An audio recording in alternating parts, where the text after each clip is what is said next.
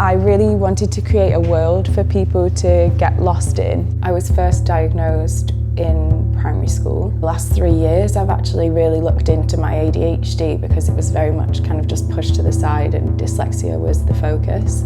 But actually ADHD probably impacts me more than my dyslexia. Once I've got something in my head, I cannot stop.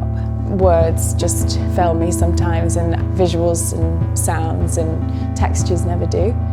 I just think it's so important that we stop hiding, and if I can keep facilitating spaces where people can begin to feel comfortable and talk about what experiences they're going through, like that's fantastic, and I really want to continue doing that because it really matters. We researched each state that Hannah went through. Each section had its own purpose and journey, and it just worked really well for that to be more improvised.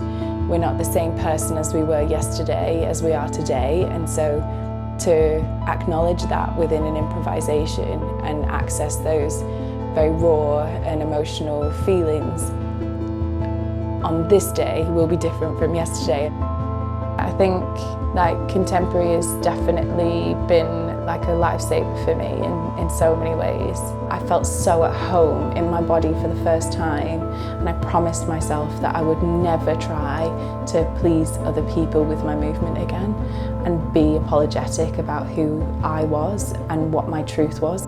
You know, projects like this where you can create a world and like something that is so nuanced to you, you can actually physicalize it and begin to feel at peace, which I think is a very difficult thing.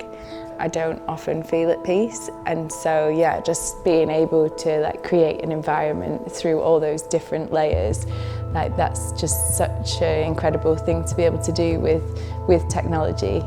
The whole piece was very, very instinctive. It was very rich, vulnerable conversations and vulnerable physical moments as well. As soon as you put expectation on how it should look, how it should feel, you're limiting yourself into this tiny little box. And actually, like, that's not really that interesting. Yeah. You're interesting as a human who has genuine emotions, who can physically explore them and let us in. That's interesting. I think having Huey, seeing the beauty of life through his eyes is the most insanely rewarding thing. And also knowing that nothing is more important than him.